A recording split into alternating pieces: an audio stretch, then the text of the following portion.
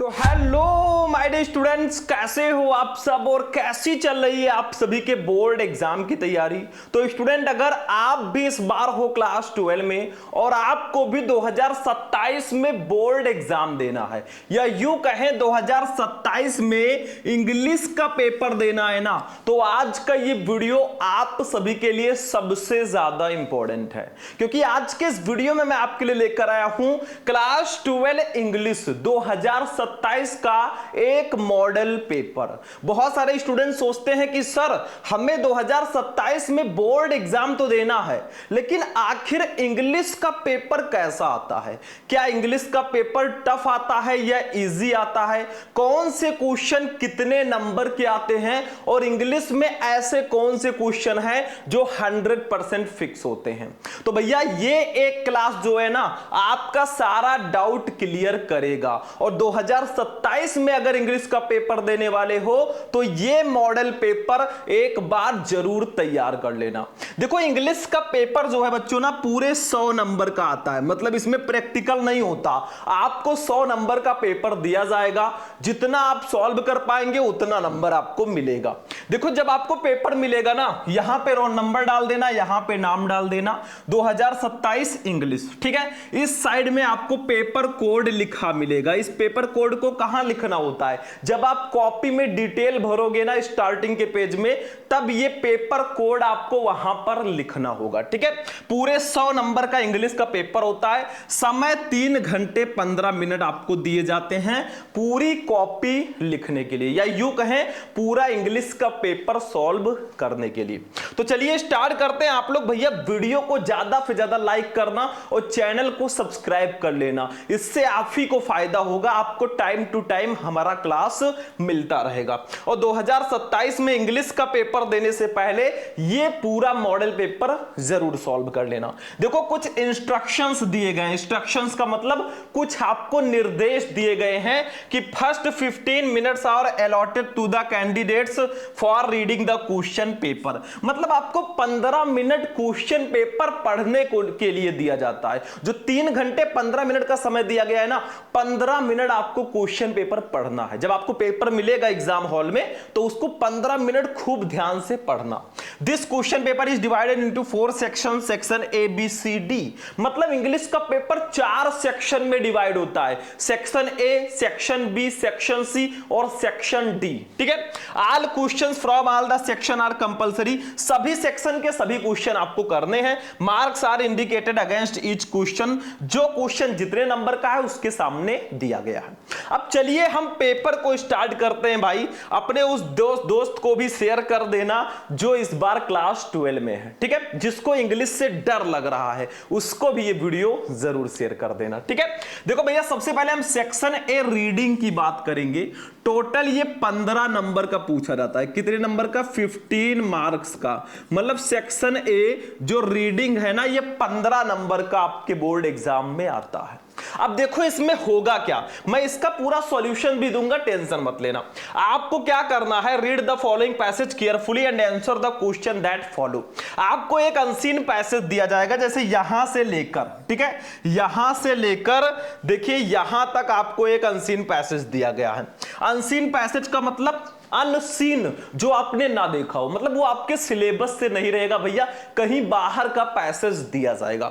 उसी पैसेज के नीचे इसी पैसेज से रिलेटेड 5 क्वेश्चन रहेंगे। देखो ये फर्स्ट वाला क्वेश्चन है, इसके लिए 3 नंबर आपको मिलेगा, सेकंड वाले के लिए भी 3 नंबर, थर्ड वाले के लिए भी 3 नंबर, फोर्थ वाले के लिए भी 3 नंबर और फिफ्थ वाले में एक नंबर की वोकेबुलरी रहेगी 3। मतलब 15 नंबर के क्वेश्चन आपको दिए जाएंगे। अब कुछ बच्चे जो है देखकर डर जाते हैं, अरे सर इस पैसेज को कैसे सॉल्व करेंगे पूरा इंग्लिश में। भाई बहुत आसान है, ये जो आपको अनसीन पैसेज ऊपर दिया गया है ना, बस इसी को ध्यान से पढ़ लो भैया, 5 क्वेश्चन का आंसर बहुत आसानी से कर दोगे। मैं आपको ट्रिक भी अभी बताऊंगा, देखो कैसे इन सारे क्वेश्चन का आंसर, इन क्वेश्चन का आंसर आपको अनसीन पैसेज में से ढूंढकर आंसर लिखना है। देखो आंसर भी मैं आपको बताऊंगा। तो पहले इस अनसीन पैसेज को ध्यान से पढ़ते हैं, फिर क्वेश्चन का आंसर हम ढूंढकर लिखते हैं। मैं सॉल्यूशन इसलिए दे रहा हूं ना ताकि आपकी तैयारी बहुत अच्छे से हो जाए। देखो पढ़ो इसको। Life is not a bed of roses. भाई मैं हिंदी मीनिंग भी बताऊंगा साथ में, ठीक है। मतलब जीवन जो है फूलों की सेज नहीं है, बट ये बेड ऑफ थॉर्न, वो एक कांटों की सेज है। थॉर्न का मतलब कांटे, ठीक है। मतलब जिंदगी जो है भाई एक फूलों की सेज नहीं है, इतना आसान नहीं है, वो एक कांटों की सेज है। इट इज फुल ऑफ, ये भरा है डेंजर्स एंड डिफिकल्टीज, खतरों और कठिनाइयों से। ये खतरों और कठिनाइयों से भरा है। हमारा जीवन जो है ना खतरों से और कठिनाइयों से भरा है। हम कहीं भी बाहर जाते हैं, खतरा हमेशा मंडराता रहता है, ठीक है। और कठिनाइयां तो जीवन में आती ही हैं। They have to be overcome, हमें इस पर विजय पाना होगा या काबू पाना होगा। If we are to succeed in life, अगर हमें जीवन में सफल होना है, अगर हमें जीवन में सफल होना है ना, तो इस पर काबू पाना होगा, खतरों पर और कठिनाइयों पर, ठीक है। In the race of life, जीवन के भाग दौड़ में, we should not be afraid, हमें नहीं डरना चाहिए ऑफ द रिस्क, जोखिमों से, व्हिच इज बट नेचुरल, जो कि स्वाभाविक है।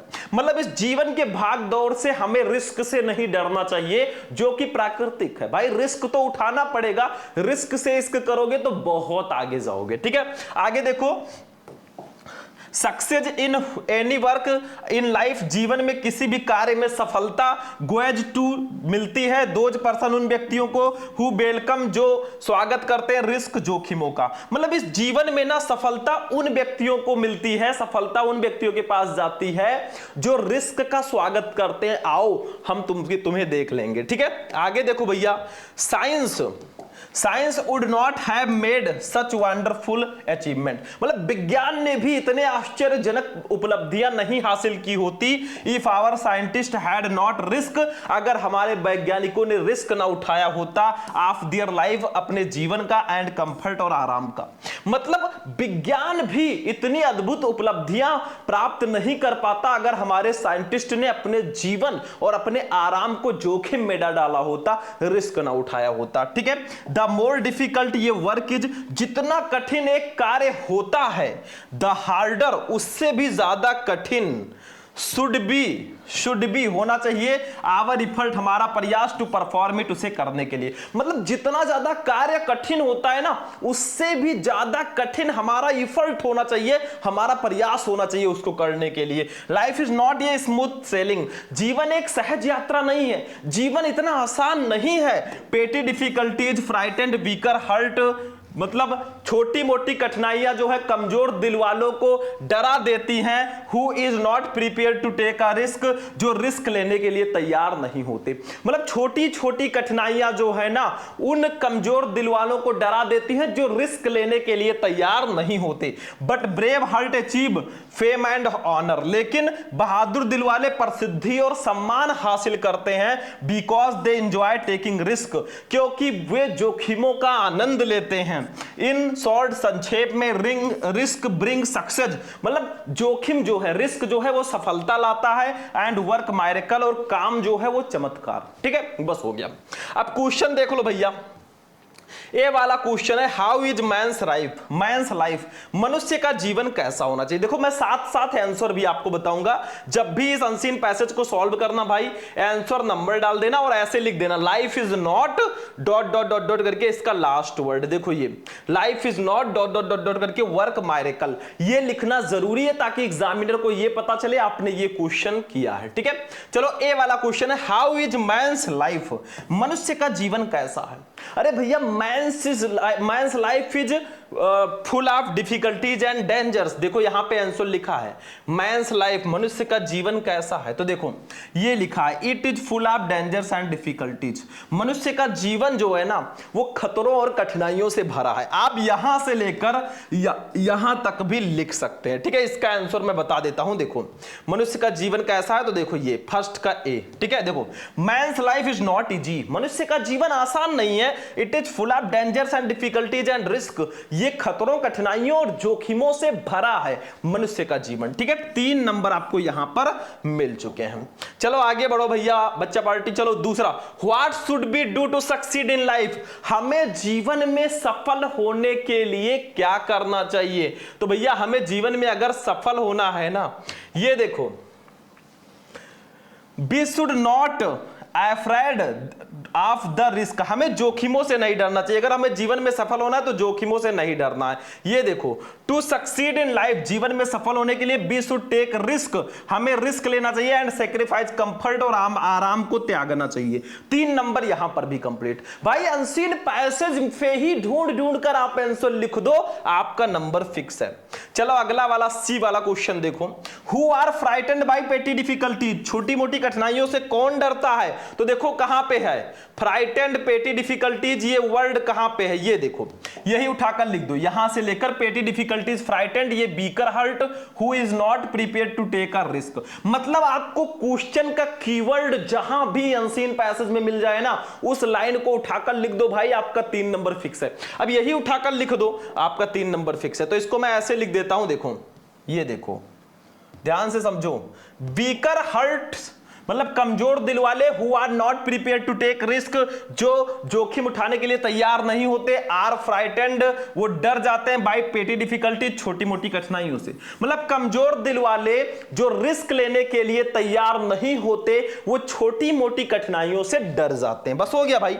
अगला क्वेश्चन देख लो भैया, 4 नंबर क्वेश्चन है, what do brave heart achieve, बहादुर दिल वाले क्या प्राप्त करते हैं? तो देखो ब्रेव हार्ट अचीव, देखो कहां है इसमें, ये देखो, यही लिख दो, brave hearts achieve fame and honour, यही उठाकर आप लिख दो, काम खत्म है। ठीक है, तो यही मैं लिख दूंगा। देखो यहां पे ये देखो, brave hearts achieve fame and honour, यानी कि बहादुर दिल वाले प्रसिद्धि और सम्मान हासिल करते हैं। समझ में आ रहा है भाई? बहुत इजी है, समझते चलो। अब 3 नंबर की वोकैबुलरी रहेगा, देखो ध्यान से, ये देखो, देखो यहां पे 5 का है, which word in the passage the opposite of artificial, इस पैसेज में आर्टिफिशियल का अपोजिट क्या है? आर्टिफिशियल का मतलब कृत्रिम, तो इसका अपोजिट होगा नेचुरल। देखो कहीं नेचुरल दिया गया है, कहीं तो पढ़ा था हमने नेचुरल, नेचुरल, देखो फटाफट, ये देखो नेचुरल। ठीक है, यही आर्टिफिशियल का अपोजिट होगा, तो इसको ऐसे लिख देंगे। देखो ये फर्स्ट, ई का फर्स्ट है भैया नेचुरल। ठीक है, ये लिख देंगे, मतलब इस पैसेज में आर्टिफिशियल का अपोजिट क्या है? दूसरा, which word in the passage means fear, इस पैसेज में किसका मतलब फियर है? फियर का मतलब डर, तो डर जो है एफ्रेड का मतलब भी होता है। देखो कहीं एफ्रेड है इसमें, एफ्रेड मैंने बताया था कहीं ना कहीं होगा। ठीक है, ढूंढ लो फटाफट, थोड़ा सा ढूंढना तो पड़ेगा भाई, ढूंढना तो पड़ेगा। ये देखो, ये देखो एफ्रेड, ठीक है, इसका मतलब भी डर होता है, तो ऐसे लिख देंगे। ठीक है, देखो ये दूसरे का एफ्रेड है। ठीक है, 1 नंबर यहां पर भी आपका कंप्लीट हो जाता है। चलो अगला वाला देख लो भैया, तीसरा, right the adjective form of मायरेकल, मायरेकल का एडजेक्टिव फॉर्म, मायरेकल का मतलब चमत्कार, इसका एडजेक्टिव फॉर्म होगा मायरेकलस, यानी कि चमत्कारी। बस हो गया।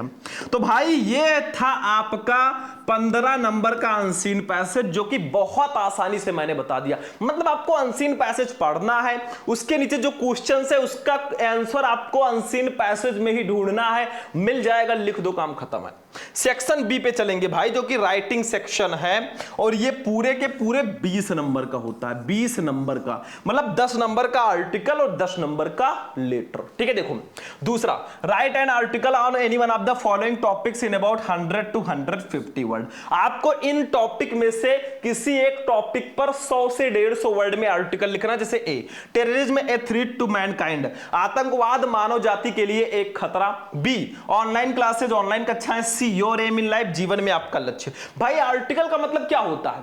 जैसे टेररिज्म है तो ये होता क्या है, कैसे क्या होता है, ये सब आपको लिखना है। 2 तरीके से आर्टिकल लिख सकते हो, या तो आप हेडिंग डाल डाल के लिख दो अच्छे से, और या तो आप पैराग्राफ वाइज लिख दो, ऐसे 2-3 पैराग्राफ्स में, 3-4 पैराग्राफ्स में। ठीक है, ऐसे आपको लिखना है भाई। अगर आर्टिकल नहीं समझ में आ रहा है, यूट्यूब पे सर्च करो class 12 English important article Shubham lecturer, आपको वीडियो मिल जाएगा, जाकर देख लो भाई। और अगर आपको हमारा पेड क्लास चाहिए, जिसमें लाइव क्लास रिकॉर्डेड सब कुछ, नोट सब मिले ना, तो आप लोग कांटेक्ट कर लेना हमसे 9918332305। अभी ऑफर चल रहा है भाई, अगर आपको पेड क्लास चाहिए, बम्पर ऑफर है, 50% ऑफ है, तो आप लोग इस नंबर पर कांटेक्ट कर लेना भाई, आपको पेड क्लास से मैं ज्वाइन कर दूंगा। चलो भाई ठीक है, आर्टिकल सर्च कर लेना, आ जाएगा।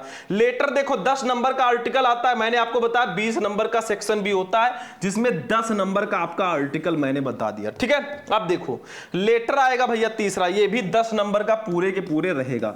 2 लेटर रहेंगे, करना एक ही होगा। देखो राइट ए लेटर, एक पत्र लिखो टू द प्रिंसिपल, प्रधानाचार्य को, ऑफ योर कॉलेज, अपने कॉलेज के, टू प्रोवाइड, प्रदान करने के लिए, लाइब्रेरी बुक्स, लाइब्रेरी में किताबें, तो स्टूडेंट विद्यार्थियों को, यानी कि अपने कॉलेज के प्रधानाचार्य को लाइब्रेरी में पुस्तकें उपलब्ध कराने के लिए पत्र लिखिए। ठीक है, नहीं पता तो दूसरा कर लो। राइट ए लेटर, एक पत्र लिखो टू द एडिटर, संपादक को, ऑफ ये न्यूज़पेपर, समाचार पत्र के अबाउट के बारे में, फ्रीक्वेंट ब्रेकडाउन, बार बार गुल होने ऑफ इलेक्ट्रिसिटी, बिजली इन योर लोकेलिटी, अपने इलाके में, यानी कि अपने इलाके में बार बार बिजली गुल होने के संबंध में आपको किसी समाचार पत्र के संपादक को पत्र लिखना है मेरे भाई। आपका 10 नंबर फिक्स है, किसी एक को कर लो। नहीं समझ में आ रहा, यूट्यूब पे सर्च करो class 12 English important letter Shubham lecturer, video मिल जाएगा, जाकर वो लेटर भाई पढ़ लो अच्छे से, आपका नंबर फिक्स है। ठीक है, अब चलते हैं हम सेक्शन सी ग्रामर पर, यानी कि 15 नंबर का हमारा अनसीन पैसेज हो गया, सेक्शन ए 20 नंबर का ये। अभी तो 35 नंबर कंप्लीट हुआ है, अभी तो पिक्चर बाकी है मेरे दोस्त। चलिए सेक्शन सी को देखते हैं। अब देखिए स्टूडेंट, सेक्शन सी की अगर बात करें ना भैया, तो ग्रामर सेक्शन है। अरे इंग्लिश के रीढ़ की हड्डी होती है ग्रामर, तो भैया पूरे 25 नंबर का ये आता है ग्रामर सेक्शन, सेक्शन सी। देखो भैया पहले इसमें 5 ऑब्जेक्टिव रहेंगे, 2-2 नंबर के, आपको 10 नंबर मिलेंगे सबसे पहले स्टार्टिंग में। ठीक है, फिर डायरेक्ट इनडायरेक्ट सिंथेसिस ट्रांसफॉर्मेशन ये सब रहेंगे। देखो 4 का A, choose the correct option to answer the following question, आपको सही आंसर चूज करना। जैसे ए है, ये वन वर्ड सब्स्टिट्यूशन है, अनेक शब्दों के लिए एक शब्द। जैसे वन हु सीज, जो देखता है, द डार्क साइड, अंधेरे पक्ष को, आप ये थिंक, चीजों के इजकाल कहलाता है। जो चीजों के अंधेरे पक्ष को देखता है वो क्या कहलाता है? ऑप्टिमिस्ट आशावादी, पेसिमिस्ट निराशावादी, डार्की अंधकारमय, या होपलेस यानी कि निराशाजनक। अरे भैया वो पेसिमिस्ट कहलाता है। जो चीजों के अंधेरे पक्ष को देखता है भाई वो निराशावादी होता है, पेसिमिस्ट, एक वर्ड में। चलो भैया दूसरा देख लो, B, the apples of one's eye, आंखों का तारा होना, इसका मतलब क्या होगा? हिंदी में आपने पढ़ा होगा। देखो the most tender part of an eye, यानी कि आंख का सबसे कोमल भाग, ए टीयरफुल आई, एक अश्रुपूर्ण भाग, वेरी डियर बहुत प्रिय, ये costly treatment of an eye, यानी कि आंख का एक महंगा इलाज। भाई वेरी डियर होगा, आंखों का तारा होना मतलब वेरी डियर बहुत प्रिय होना। ठीक है, बस हो गया। ये क्या है? ये आइडियम्स एंड फ्रेजेस है। चलो भैया अगला सी वाला देख लो बच्चा, party C, the synonym of destroys, destroy का मतलब नष्ट होना, इसका सिनोनिम्स क्या होगा? सिनोनिम्स का मतलब समानार्थी शब्द जो समान अर्थ रखते हो, किसका मतलब और नष्ट होना होगा? देखो फर्स्ट है फिनिश समाप्त, दूसरा है डिमोलिश ध्वस्त होना या नष्ट होना, थर्ड है स्टॉप रुकना, फोर्थ है एंड यानी कि अंत। भाई डिमोलिश, डिस्ट्रॉय का मतलब ध्वस्त होना या नष्ट होना, डिमोलिश का मतलब भी ध्वस्त होना या नष्ट होना। हो गया भाई आपका, ये सिनोनिम्स भी हो गया। इसके बाद में चलो सिंटैक्स पे आ जाओ, डी वाला, what is the time in your watch, आपकी घड़ी में क्या समय हुआ है? इसमें गलती कहां है? Which word in this sentence is an error, इस सेंटेंस में कहां पर गलती है? देखो व्हाट में, टाइम में, इन में या वॉच में? भाई इन नहीं होगा, यहां पे क्या नहीं होगा? यहां पे इन नहीं होगा, तो थर्ड ऑप्शन आपका बिल्कुल सही है। ठीक है, ई वाला देखो, the antonym of better is, better का एंटोनिम क्या होगा? बेटर का मतलब बेहतर, इसका एंटोनिम्स, एंटोनिम्स का मतलब विपरीतार्थक शब्द, विलोम शब्द, जैसे ईमानदार का बेईमान। ठीक है, देखो फर्स्ट है गुड अच्छा, दूसरा बैड बुरा, थर्ड है वर्स बदतर, नहीं वर्स का मतलब होता है बदतर। ठीक है, और वर्स्ट का मतलब सबसे खराब, तो इसका राइट आंसर होगा वर्स। ठीक है, मतलब बेटर का मतलब होता है बेहतर, वर्स का मतलब बदतर, ये एक दूसरे के एंटोनिम्स हो जाएंगे। तो 5 क्वेश्चन थे बच्चों, 2-2 नंबर के, 10 नंबर का आपका ऑब्जेक्टिव टाइप क्वेश्चन आएगा, जिसमें one word substitution, idioms and phrases और सिनोनिम्स, सिंटैक्स और एंटोनिम्स होंगे। ठीक है, चलो इसका आंसर भी नीचे देखिए लिखा हुआ है। चलो अब डायरेक्ट इनडायरेक्ट पे आ जाओ, 5वें का ये, change any one of the following into indirect narration, इसको इनडायरेक्ट में कन्वर्ट करो भाई, 2 में से एक को कन्वर्ट करना है। देखो ये दोनों दिया गया है, ये ऊपर एक दिया गया है और ये नीचे दूसरा। फर्स्ट है Mahesh said to Rita, what are you doing here, Mahesh ने रीता से कहा तुम यहां क्या कर रही हो। ठीक है, तो भाई इसको आपको इनडायरेक्ट में कन्वर्ट करना है, तो महेश को महेश रहने देंगे, समझ में आएगा तो अच्छी बात है, नहीं तो आगे आगे पढ़ाएंगे। सेड टू के स्थान पर आस्क्ड हो जाएगा क्योंकि इंट्रोगेटिव है ये, तो आस्क्ड रीता। ठीक है, रीटा व्हाट ही रहेगा भाई, क्वेश्चन वर्ड ही रहेगा। ये आर यू डूइंग हियर, ये प्रेजेंट कंटीन्यूअस टेंस है, इनडायरेक्ट में बदलोगे पास्ट कंटीन्यूअस। व्हाट के बाद सब्जेक्ट लिखो, यू बदलेगा, सेकंड पर्सन का प्रोनाउन बदलेगा रीता से, तो रीता के लिए सी लिखेंगे, व्हाट सी। पास्ट कंटीन्यूअस में वाज, डूइंग रहेगा, हियर बदल जाएगा दियर में बेटा, तो ये हो गया आपका इनडायरेक्ट। ठीक है, Mahesh asked Rita what she was doing here. ठीक है, इसका आंसर मैंने लिखा, ये देखो, Mahesh asked Rita what she was doing here. दूसरा, the teacher said to the student, अध्यापक ने विद्यार्थियों से कहा do not quarrel with one another, यानी कि एक दूसरे से लड़ाई झगड़ा मत करो मेरे बच्चों, ये इंपरेटिव है, तो लिख दो the teacher advise the student not to quarrel with one another, ये आपका इनडायरेक्ट हो गया। मतलब द टीचर, यहां पे वो एडवाइस दे रहे हैं तो एडवाइज्ड द स्टूडेंट। ठीक है, यहां पे डोंट है तो नॉट टू रहेगा, क्वेरल विथ वन अनदर, बस हो गया। ठीक है, अब सिंथेसिस पे आ जाओ बच्चा बाड़ी, बी वाला देख लो ध्यान से। Combine anyone of the following as direct, मतलब आपको ब्रैकेट के अनुसार कंबाइन करना है, दोनों में से एक ही करना है मेरे भाई। जैसे देखो first, where are you going, तुम कहां जा रहे हो। आई डू नॉट नो, मैं नहीं जानता, इसको कॉम्प्लेक्स में बदलना है तो ऐसे लिख दो, I do not know where are you going, where you are going, मैं नहीं जानता कि तुम कहां जा रहे हो। देखो बहुत सारे बच्चे कहेंगे सर जी वेयर के बाद तो आर लगना चाहिए, नहीं बच्चों, कॉम्प्लेक्स में क्या होता है कि कहां, कभी कभी की कौन। ठीक है, तो यहां पे वेयर यू आर गोइंग रहेगा। ठीक है, चलो दूसरा, ही वाज फाइंड, उस पर जुर्माना लगाया गया, ही वाज इम्प्रिजन्ड, उसे कैद कर लिया गया, इसको कंपाउंड में बदलो, तो he was find and imprisoned, उस पर जुर्माना लगाया गया और उसे बंद कर दिया गया या कैद कर लिया गया, बस हो गया। ऐसे ट्रांसफॉर्मेशन पे आ जाओ बच्चे बाड़ी, transform anyone of the following as directed, आपको ब्रेकर के अनुसार ट्रांसफॉर्म करना। जैसे फर्स्ट है, Jammu is not so hot as Delhi, Jammu Delhi जितना गर्म नहीं है, इसको कंपैरेटिव डिग्री में बदलना है, तो कैसे बदलोगे, ऐसे लिख दो, Delhi is hotter then Jammu, Delhi Jammu से ज्यादा गर्म है, बस हो गया। ठीक है, दूसरा, हु कैन डू इट, इसे कौन कर सकता है, इसको पैसिव वॉइस में बदलना है, by whom can it be done, बस हो गया। ठीक है, समझ में आ रहा है, बाकी आगे आगे हम समझाएंगे, अभी तो मापी है मुट्ठी भर जमी हमने, अभी तो सारा आसमान बाकी है। चलो बच्चों सिंटैक्स पे आ जाओ, correct anyone of the following sentences, आपको इन सेंटेंसेस को करेक्ट करना है। जैसे फर्स्ट है, there am large number of girls in this school, यानी कि इस स्कूल में बड़ी संख्या में लड़कियां हैं। भाई देयर के साथ आर लगता है, तो यहां पे ये गलत है, एम नहीं रहेगा, ऐसे लिख दो, there are large number of girls in this school, इस स्कूल में बड़ी संख्या में लड़कियां हैं। दूसरा देखो, he is tired in doing this work, वो ये काम करते करते थक गया, नहीं बेटा, ही इज टायर्ड ऑफ रहेगा, टायर्ड के साथ ऑफ कर दो, he is tired of doing this work, ये सही है। ठीक है, तो भैया ये सिंटैक्स है, मतलब आपको सेंटेंस में गलतियां दी जाएंगी, उसको सही करके लिखना होगा।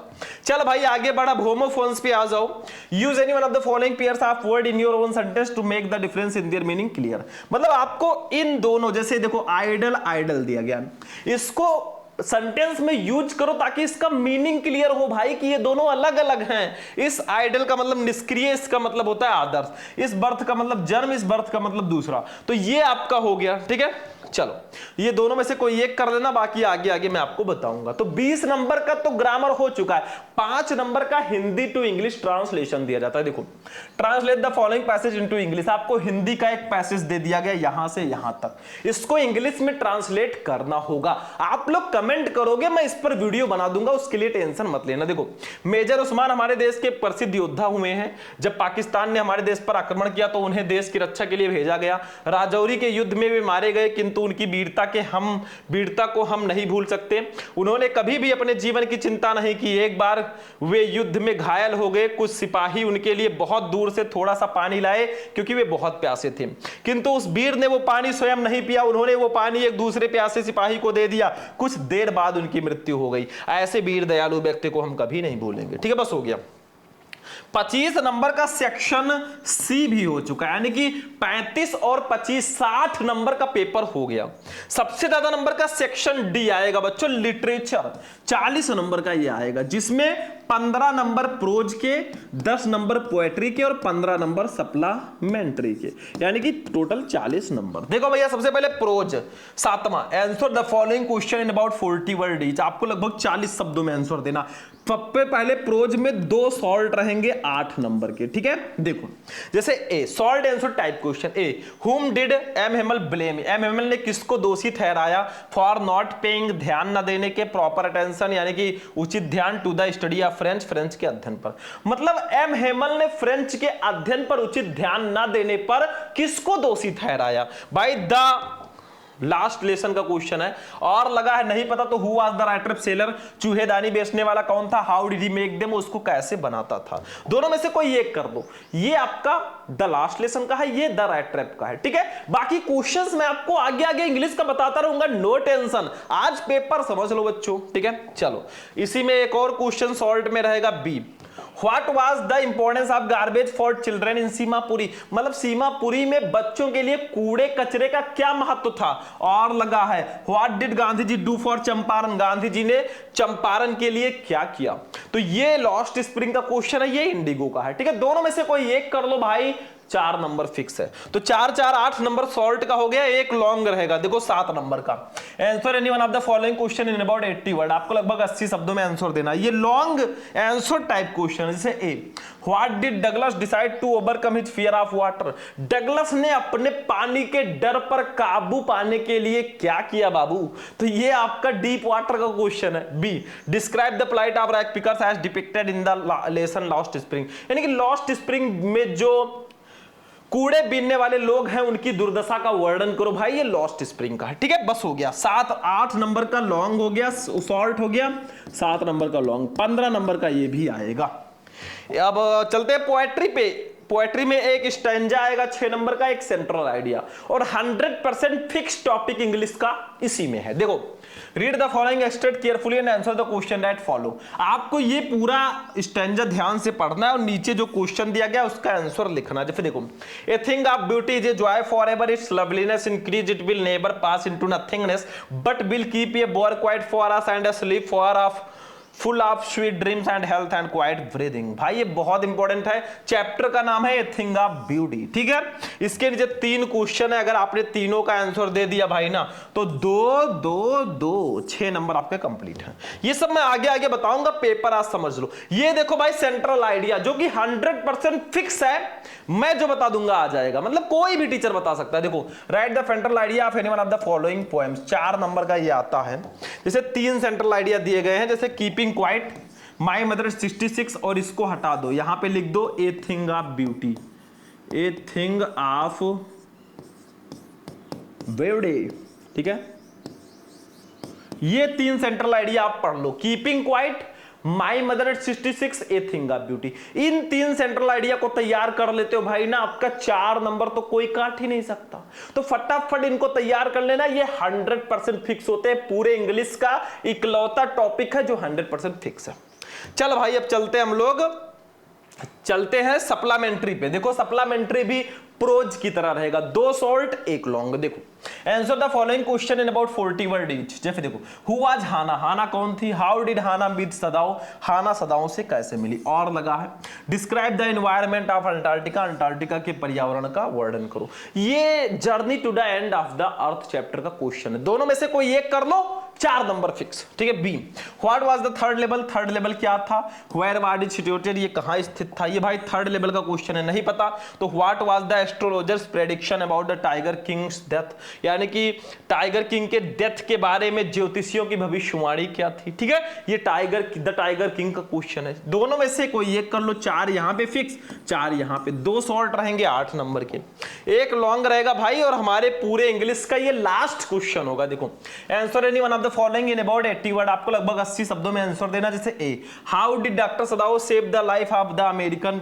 वार प्रिजनर, यानी कि डॉक्टर सदाओ ने अमेरिकन कैदी की जान कैसे बताई। And how did Hana help in doing so, Hana ने ऐसा करने में उनकी मदद कैसे की। नहीं पता तो बी कर लो, हुआ सैम वीनर, सैम वीनर कौन था।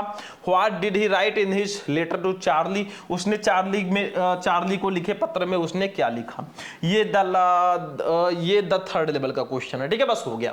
तो टोटल आपके इंग्लिश में बच्चों 12 मतलब ये 40 नंबर का हो चुका है आपका सेक्शन डी। तो टोटल इंग्लिश में भाई 12 क्वेश्चन है, देखो ये 12 नंबर क्वेश्चन है और पूरे 100 नंबर के इंग्लिश का पेपर जो है हमारा यहीं पर फिनिश होता है। पूरे 100 नंबर का पेपर मैंने आपको बता दिया मेरे स्टूडेंट, और क्या चाहिए जिंदगी के लिए। तो वीडियो को जाते जाते लाइक कर दो, फटाफट लाइक ठोक दो और चैनल को सब्सक्राइब कर लो भैया। हम चल रहे हैं, अपने दोस्तों के साथ भी इस वीडियो को शेयर कर देना, वो भी देख लें पेपर कैसा आता है। तो चलते हैं, फिर आपसे मिलेंगे किसी नेक्स्ट इंपॉर्टेंट वीडियो में इंपॉर्टेंट टॉपिक के साथ। तब तक के लिए जय हिंद।